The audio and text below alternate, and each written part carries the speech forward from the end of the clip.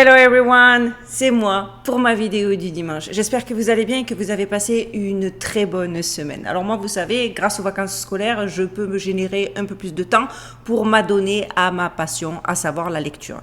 Et écoutez, je suis tombée sur un sujet que j'ai pas pu creuser jusqu'au bout, mais qui m'a tellement fascinée que je ne pouvais plus attendre pour le partager avec vous. Sachez juste que je suis toujours dans la découverte du truc et que forcément j'ai pris certains raccourcis, etc.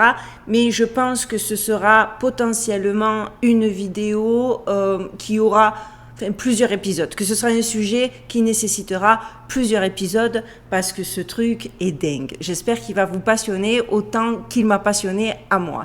Restez bien jusqu'à la fin de la vidéo parce que j'ai deux messages très importants aussi pour vous à la fin de celle-ci. Mais sans attendre, on y va parce que vraiment... Au XIXe siècle, des expositions étaient organisées dans diverses parties du monde et étaient appelées foires internationales, World Fairs en anglais.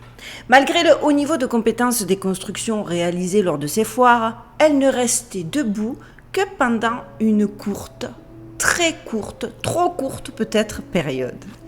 Étonnamment, un grand nombre de ces foires ont été construites après des événements vraiment étranges. Par exemple, prenons l'exposition universelle de Chicago qui aurait été entièrement construite en seulement 2 ans sur 800 acres de terrain après que la ville de Chicago ait été dévastée par un incendie. Si l'on regarde également l'exposition universelle de San Francisco, on constate la même étrangeté. En effet, elle aurait été construite après le tremblement de terre de San Francisco, suivi d'un incendie qui aurait aussi ravagé la ville. En plus de reconstruire leur ville, dites-vous qu'ils ont également eu le temps de construire des expositions universelles extravagantes. Et quand je dis extravagantes, les amis, je pèse mes mots. Vous allez voir que l'on ne peut pas s'empêcher de se poser des questions là. Comment ces structures ont-elles été construites si rapidement? Pourquoi ont-elles été construites? Et pourquoi ont-elles été toutes détruites, voire carrément explosées, après quelques mois seulement? Forcément, lorsque l'on se penche sur cette anomalie de l'histoire, parce que moi j'ai envie de le dire comme ça, on tombe sur tout un tas d'hypothèses, tout aussi fascinantes les unes que les autres. Parce que des théories, il y en a des multitudes. Certaines surréalistes, d'autres capillotractées et d'autres encore plus crédibles. Mais une chose est sûre, elles s'accordent toutes sur un point: des pans entiers de notre histoire nous ont été dissimulés et vous savez que c'est ce que je crois pour le coup, sans adhérer à 100% aux théories que je vais vous exposer. Vous savez que ma ligne conductrice de ma chaîne, c'est que oui, je pense qu'on nous dissimule des choses.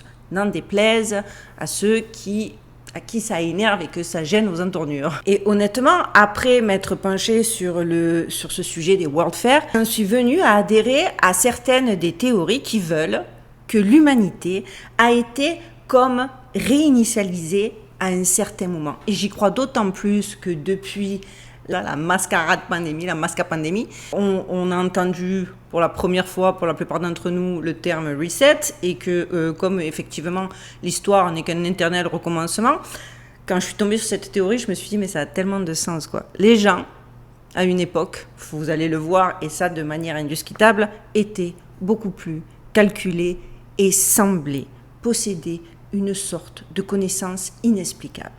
Vous allez voir, c'est fascinant, c'est passionnant. Penchons-nous donc davantage sur ces expositions universelles, sur ces bâtiments et sur tout ce qu'il y a autour. Allez, c'est maintenant, on y va.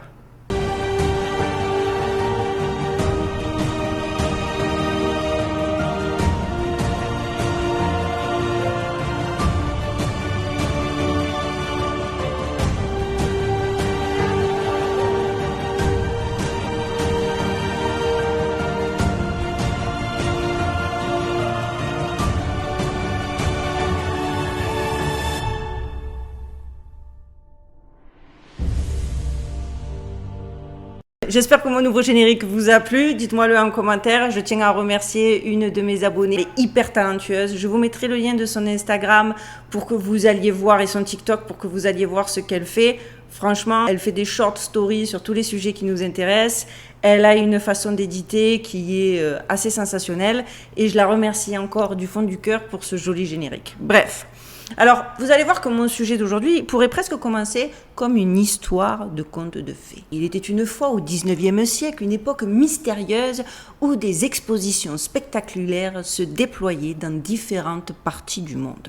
Sauf qu'il s'agit bel et bien de fées et que ces événements, connus sous le nom de foires internationales, étaient bien plus que de simples rassemblements. Elles étaient des vitrines d'une grandeur inégalée, des constructions d'une ingéniosité remarquable. Cependant, malgré leur magnificence, ces merveilles architecturales ne subsistaient que pour une courte période, ce qui en soi est déjà suffisamment étrange pour qu'on le souligne et qu'en tout cas ça nous interpelle. Compte tenu de l'argent colossal investi, vous allez le voir, et dépensé dans la création de ces foires gargantuesques. Mais pas que en plus. Car au-delà des questions purement financières, il existe une étrange corrélation entre ces foires et des événements troublants. Prenez par exemple l'exposition universelle de Chicago, érigée à un temps record de seulement 2 ans sur un vaste terrain de 800 acres. Il est intéressant de noter que cette exposition s'est tenue après que la ville ait été ravagée par un incendie dévastateur. De même, l'exposition universelle de San Francisco a vu le jour 9 ans après le tremblement de terre et l'incendie qui avait frappé la ville. Et étrangement, au lieu de se consacrer à la reconstruction de leur cité meurtrie, d'accord, parce que ta cité, ta ville est réduite en bouillie, est réduite en cendres, généralement, il faut tellement de temps pour reconstruire que tu te consacres à ça, eh bien, eux, ils ont consacré leur énergie et leurs finances à l'édification de ces expositions universelles grandioses, mais éphémères. Ces circonstances et l'incroyable extravagance de ces foires suscitent une multitude de questions. Comment ces structures ont-elles pu être érigées si rapidement ? Quelle était la raison de leur construction ? Et pourquoi ont-elles toutes été démantelées, voire détruites via explosion, dynamitage, après seulement quelques mois d'existence ? Il est tellement difficile, je vous l'ai dit en introduction, de trouver des informations probantes et surtout crédibles que tous ceux qui se sont penchés sur les World Fairs, sur les expositions universelles, ont fini par en conclure que c'est la preuve irréfutable que des pans entiers de notre histoire demeurent dissimulés. Certains historiens en sont même venus à se demander si une entité supérieure dotée d'une intelligence prodigieuse serait intervenue au XIXe siècle pour permettre un tel développement. Je sais, ça semble dingue, mais force est de constater que les individus de cette époque étaient d'une calculatrice précision et semblaient détenir un savoir inexplicable. En partant de ce postulat, ils en sont même, les historiens et les chercheurs, ils en sont même arrivés à émettre l'hypothèse que l'humanité a été donc soumise à une forme de réinitialisation à un moment donné. Il est donc devenu essentiel pour moi, vous vous en doutez, de creuser plus profondément dans l'histoire de ces édifices et de ces constructions complètement énigmatiques, parce que plus je regardais des vidéos, plus j'avançais dans mes lectures, parce que j'ai découvert le sujet via des livres, vu que c'est très compliqué de trouver des informations même sur Internet, et plus tu creuses et plus tu hallucines. Alors ce qui est stupéfiant, c'est effectivement la soudaine émergence de ces foires à travers le monde, accompagnées de bâtiments d'une audace inouïe. Nous parlons de structures colossales, comme l'exposition de Chicago, s'étalant sur 700 acres en moins de 2 ans. À Saint-Louis, ils ont érigé 1200 acres de bâtiments d'exposition. L'un des édifices de Chicago, le bâtiment des fabricants, pouvait accueillir jusqu'à 300 000 personnes. En son centre se dressait une statue monumentale trônant au milieu d'un lagon connu sous le nom de la Dame dorée ou la Statue de la République. Mesurant 65 pieds de haut, elle aurait été recouverte de feuilles d'or avec du cuivre en dessous. Certains spéculateurs avancent même l'idée qu'elle aurait pu être en or massif. Rendez-vous compte les amis, nous parlons de statues potentiellement en or massif mesurant 65 pieds de haut. D'abord vous pouvez le voir, je pense que les images parlent d'elles-mêmes. Autour, les constructions ressemblaient à des vestiges de la Rome antique, avec leurs tours d'hommes et colonnes témoignant d'une ornementation d'une finesse inouïe. tout cela était réalisé dans des délais impossibles à concevoir. D'autant plus en sachant qu'une fois les bâtiments achevés, genre 2 mois après, ils étaient tout bonnement détruits. Et je peux vous dire que quand je parle de construction en temps record, j'habite la ville où on peut comparer ça le plus facilement possible, vu que Las Vegas, il y a quand même des casinos qui surgissent en 2 ans. C'est un casino. Même si c'est un très gros casino, ça reste un casino. Et il faut savoir qu'ici, les constructions, on dirait des boîtes d'allumettes. C'est-à-dire toutes les maisons, c'est pas comme en France, en briques, où tu sais que si tu achètes ta propriété, tu paries sur le temps parce que c'est de la pierre. Non, Vegas, c'est du bois. Tout est en bois, c'est même... tout le monde s'étonne de la rapidité avec laquelle les constructions surgissent de terre, mais en fait, ça a du sens. Or là, dans ce que je vous raconte, ça n'a plus du tout de sens. Et ce n'est pas tout. Parce que sachez que ces expositions étaient dotées d'un système de canaux traversant tout le site, ainsi que d'un train électrique aérien. Mais la vraie question, d'où venait donc cette source d'électricité capable d'alimenter ces merveilles ? Ils avaient même un trottoir roulant qui longeait également le rivage. Une technologie bien trop en avance sur son temps pour qu'on ne se pose pas de questions.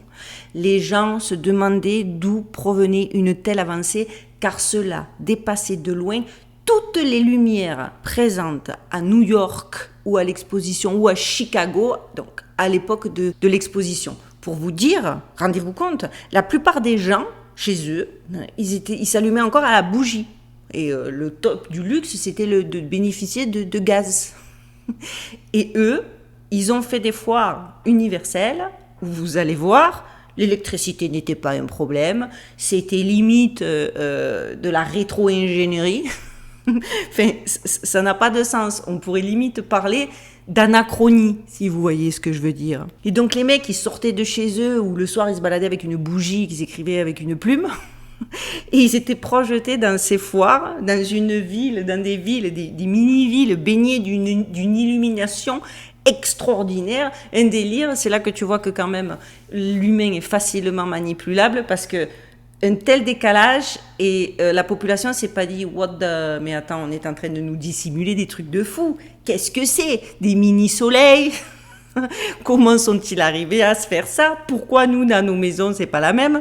Non, les gars, ils allaient et ils s'émerveillaient. Ouah, la foire, ouah ! Mais attendez, vous allez voir, moi j'ai halluciné. En 1901, l'exposition universelle de Buffalo à New York devint le théâtre d'un exploit encore plus extraordinaire que ce que je viens de vous montrer. On raconte d'ailleurs que cette foire-là, cette foire universelle, c'était la foire de Nikola Tesla. Parce qu'il aurait réussi à acheminer l'électricité depuis les chutes du Niagara jusqu'à Buffalo. Comment y est-il parvenu ? Alors, au cœur de cette exposition trônait une tour électrique imposante, culminant à 395 pieds de haut. Au sommet de cette tour se dressait, encore elle, une statue féminine dorée, connue sous le nom de déesse de la lumière. Elle était illuminée par ce que certains estiment être un demi-million d'ampoules électriques. À nouveau, les amis, on est quand même en droit. Ça passait pour un complotiste fada de se demander d'où provenait une telle puissance. Imaginez les efforts nécessaires aujourd'hui pour alimenter un lieu dépourvu d'électricité sans aucune connexion au réseau électrique. Des générateurs seraient forcément nécessaires. Pourtant, ces réalisations semblaient défier les lois de l'époque, mais même de notre époque. Il est également intéressant de noter que l'exposition de Barcelone en 1888 a vu naître un bâtiment construit en un temps record de 53 jours. 53 jours, avec une superficie de 5000 m². Il comportait 600 chambres, 30 appartements et pouvait accueillir jusqu'à 2000 invités. À l'époque, cela avait été considéré comme un exploit monumental. Mais je le répète, au risque d'être redondante, même aujourd'hui, j'ai vu le World Resort se construire à Las Vegas, ça a pris 5 ans. Faut arrêter le délire. Et c'est, encore une fois, c'est des constructions en bois de chêne. Les délais de construction de ces expositions en 2 ans, voire des fois en quelques semaines, semblent tout simplement impossibles, à moins que l'une de ces 2 hypothèses ne soit vraie, parce que je suis tombée sur une multitude, et puis il y en a 2. Soit ils disposaient d'une technologie secrète, bien au-delà de celle qui était censée être à leur disposition, leur permettant de réaliser ces prouesses dans les temps impartis, soit ces constructions étaient potentiellement déjà présentes, dissimulées, et leur aspect impressionnant se relevait lors de ces foires éphémères. Genre, vous comprenez où je veux en venir. Les incendies et les catastrophes naturelles avaient mis à jour des bâtiments qui ne pouvaient pas justifier. Ils ont prétendu... Mais c'est très compliqué parce que c'est... En tout cas, moi, pour le coup, dites-moi en commentaire, ces 2, parce qu'il y en a beaucoup, mais ces 2 hypothèses m'ont semblé intéressantes à creuser. Parce qu'en plus, ce qui m'a donné matière à penser que oui, peut-être c'était déjà présent, que c'était une façon de justifier ces bâtiments de fous, c'est qu'à la fin des événements, les bâtiments étaient systématiquement démolis. À Saint-Louis, 2 jours seulement après la clôture de la foire, une équipe de démolition venue de Chicago a débarqué avec des explosifs, de la dynamite pour détruire les structures. Et tous les débris furent emportés et jetés dans des décharges privées dont personne n'a connu ni l'existence ni est capable d'identifier ou de resituer. Cette destruction expéditive laisse clairement songeur, parce qu'il y a aussi, j'ai lu, les gens, les rationnels, les gens, vous savez, qui suivent le narratif officiel à la lettre parce qu'ils pensent que ça fait d'eux des êtres supérieurement intelligents. Eux ont dit, oui, mais en fait, ces constructions étaient en papier mâché.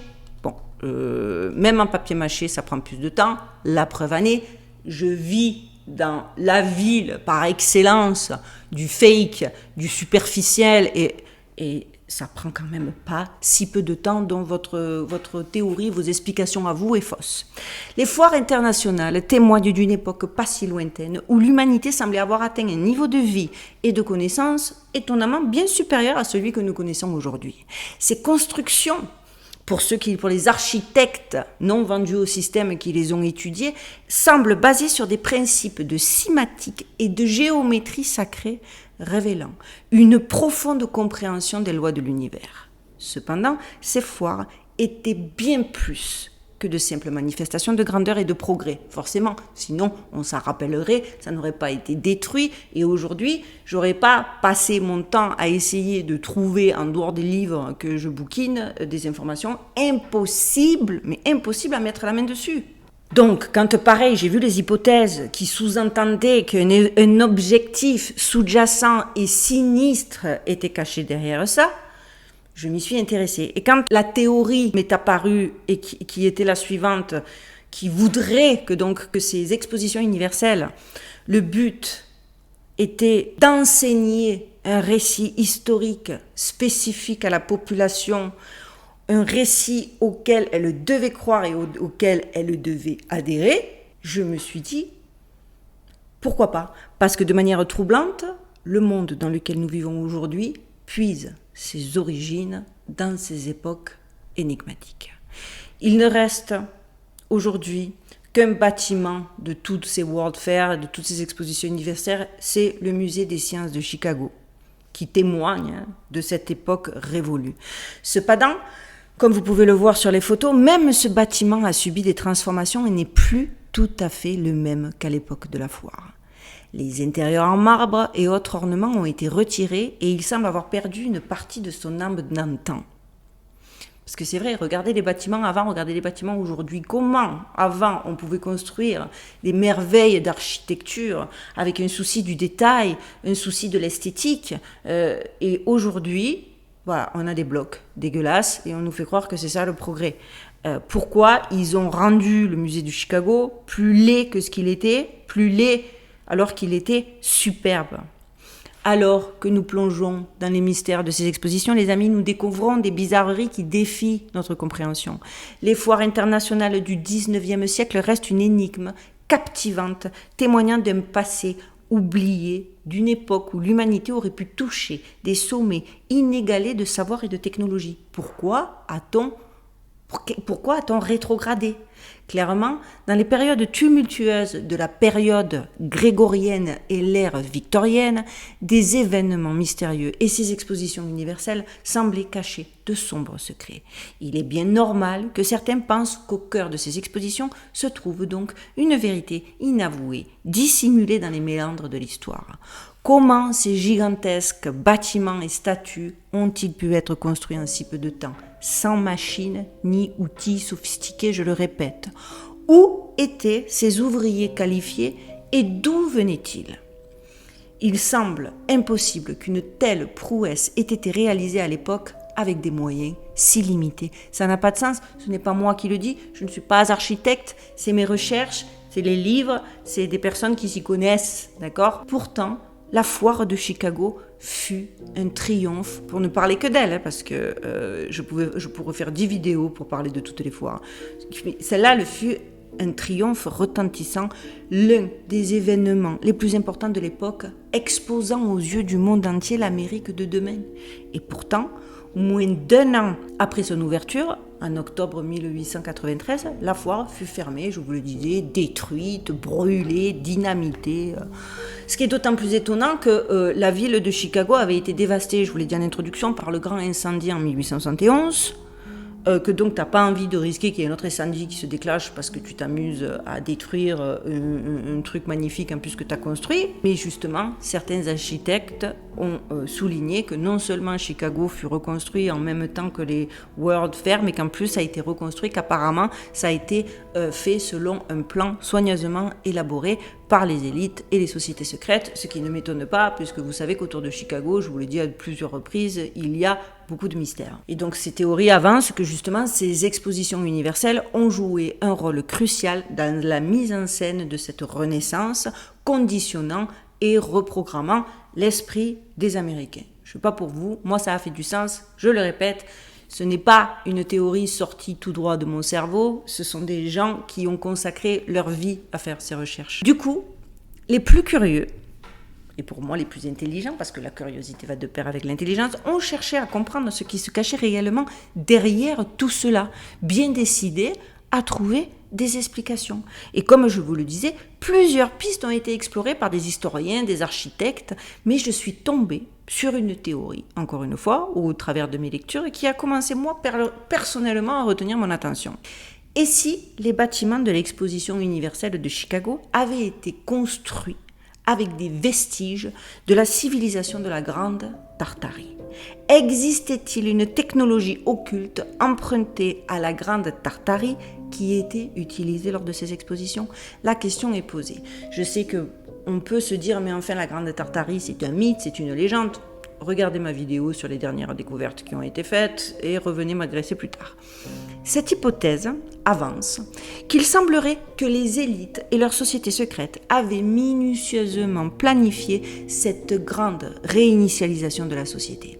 Elles avaient mis en place une propagande savamment orchestrée à travers les générations, utilisant les expositions universelles pour effacer de la mémoire collective tout ce qui avait trait à la Grande Tartarie et à son passé lointain.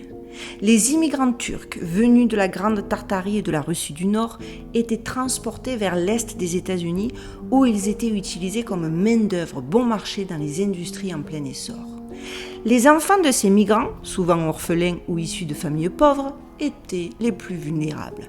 Et justement, il y aurait un lien avec le mouvement des trains orphelins de l'époque, qui a transporté des centaines de milliers d'enfants à travers les États-Unis pendant des décennies sans qu'on puisse retrouver leurs traces, et ces histoires d'exposition universelle. Parce que c'est précisément à ce moment-là que le mouvement des trains orphelins entre en jeu. Des organisations caritatives et des sociétés secrètes travaillaient de concert pour déplacer ces enfants à travers le pays, prétendant leur offrir de meilleures opportunités. De toute façon, vous le savez, je vous le répète, c'est toujours la feinte, c'est toujours philanthropique, pour te sauver, pour les handicapés, pour les minorités, comme ça, les bolosses qui pensent que le but de la vie, c'est d'être le citoyen parfait. Ils mangent sans réfléchir et tout passe. Mais en réalité, beaucoup de ces enfants étaient exploités dans des conditions difficiles, travaillant dans des usines, des exploitations agricoles ou servant de main-d'œuvre bon marché pour des projets de construction. Et ça, vous le savez, ce n'est que pour ce qu'on a retrouvé la trace et ce qui a été donné dans le narratif officiel, parce qu'ils ne pouvaient pas nier des centaines de témoignages de populations qui parlaient de ces trains d'orphelins. Donc ils ont donné cette explication, mais il y a encore toute la partie immergée de l'iceberg. Les vrais, ceux de ma chaîne de la première heure, savent exactement à quoi je fais allusion.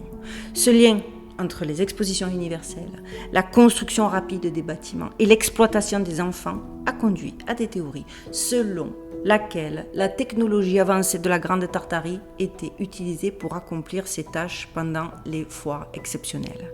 Certains pensent que cette technologie aurait été découverte dans les ruines d'une ancienne civilisation et qu'elles avaient été gardées secrètes par nos élites. Vous vous en doutez, cependant, ces théories sont bien évidemment entourées de controverses et de scepticisme. Les preuves tangibles font défaut et il est difficile de séparer la réalité de la spéculation. Certains affirment que les avancées technologiques de l'époque, bien que moins sophistiquées que celles que nous connaissons aujourd'hui et encore, étaient suffisantes pour accomplir les tâches nécessaires à la construction des bâtiments de l'exposition universelle. Bon, ça c'est rapidement balayé par 2 minutes de recherche, ce n'est juste pas possible. Quoi qu'il en soit, l'histoire des expositions universelles du mouvement des trains orphelins soulève des questions sur les intentions et les actions des élites de l'époque. Ces événements sont devenus le symbole d'une époque de changement et de transformation, mais il est clair que derrière les façades magnifiques se cachaient des réalités plus sombres. Parce qu'en plus, dans une de ces World Fair,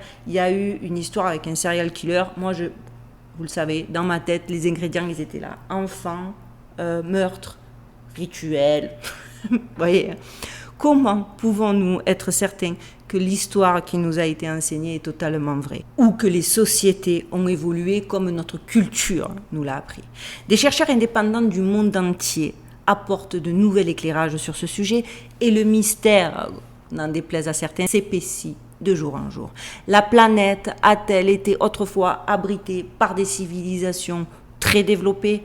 Je le crois. Nous sommes fascinés par le passé et ses mystères, qu'il s'agisse de continents présumés perdus ou d'anciennes cités à l'architecture incroyablement étonnante. Il est essentiel d'avoir un point de vue objectif sur les preuves qui peuvent être découvertes pour faire la distinction entre la réalité et la fiction.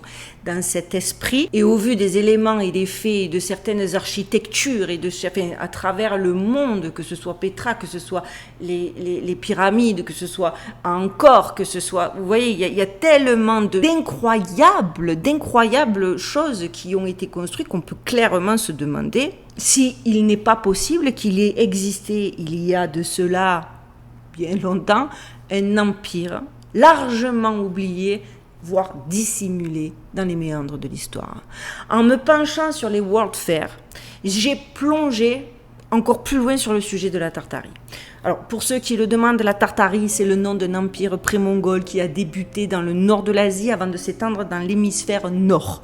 Selon la légende, l'empire tartare était prospère et aurait utilisé des technologies avancées telles que l'énergie libre, développé des systèmes multiformes de pointe et construit l'architecture la plus opulente et la plus stupéfiante. A-t-on oublié l'existence de cette civilisation à cause d'une réinitialisation sociétale majeure sans que nous le sachions? La question est posée. Les sociétés à cheval, pour pas dire à pied, d'il y a des années, étaient-elles vraiment capables de construire certaines de ces merveilles architecturales?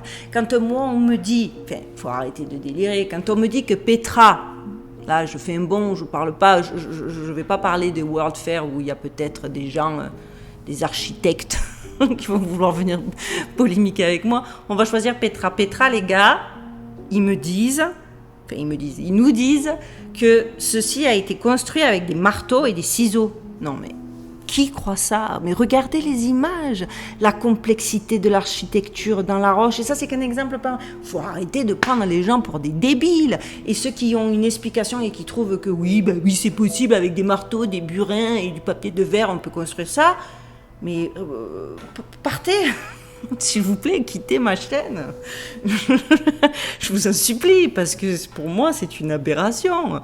Vous pensez que je suis folle, je pense que vous êtes pas nette. Parce qu'en plus, ces merveilles architecturales ne se trouvent pas qu'en Europe.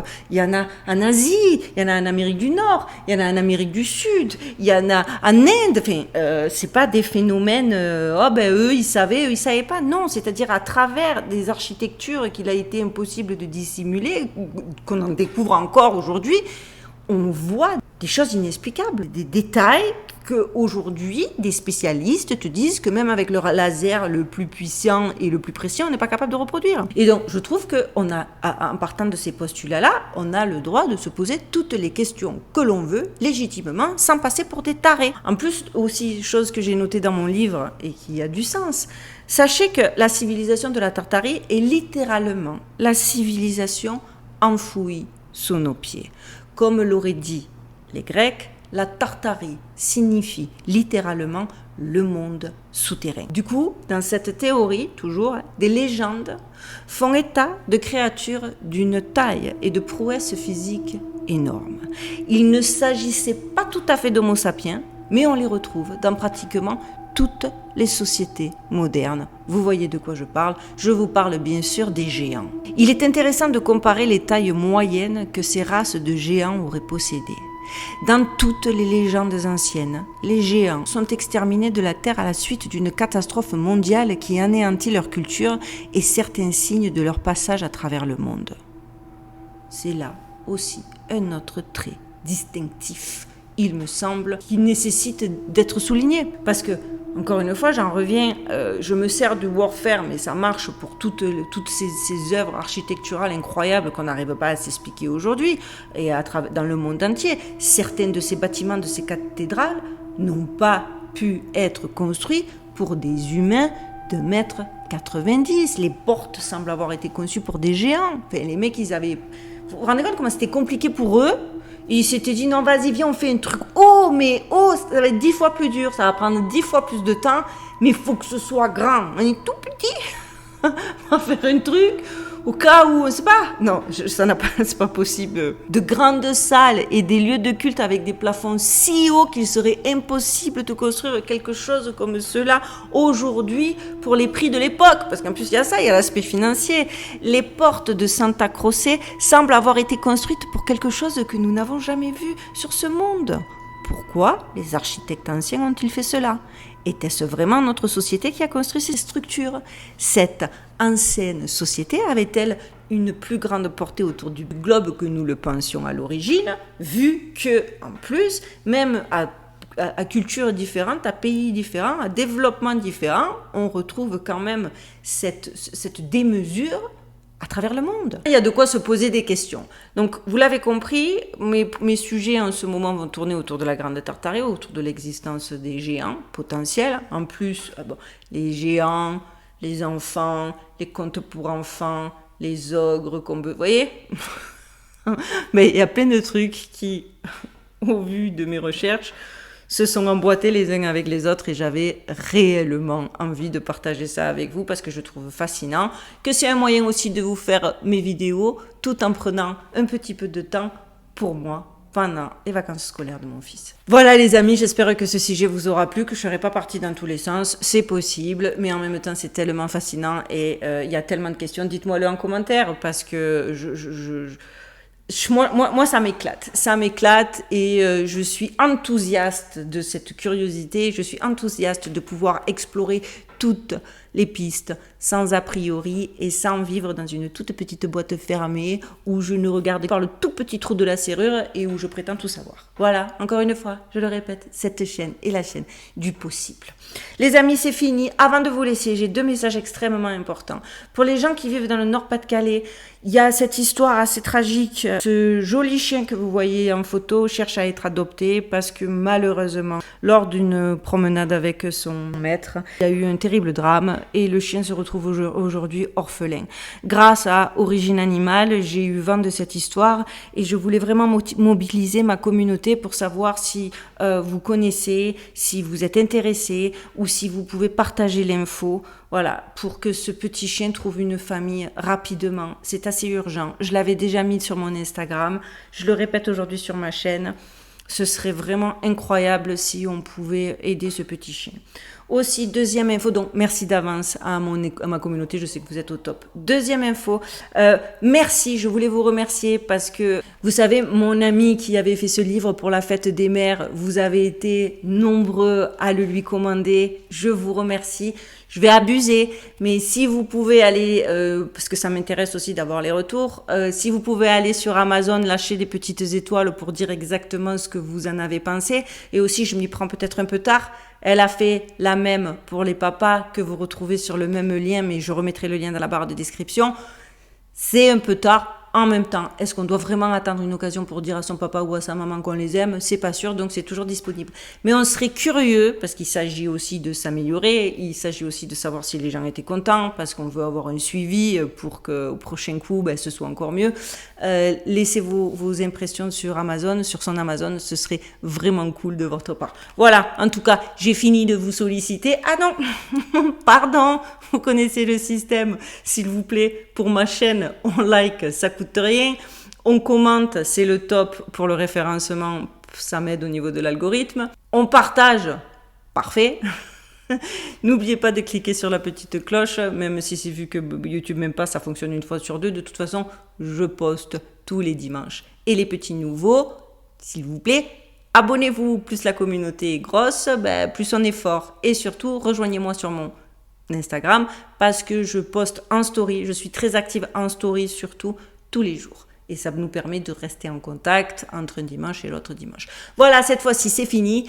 J'espère que ce sujet vous aura plu autant que moi j'ai aimé le traiter. Je vous dis à dimanche prochain. En attendant, prenez soin de vous, prenez soin de vos proches, gardez l'œil ouvert et stay safe les amis.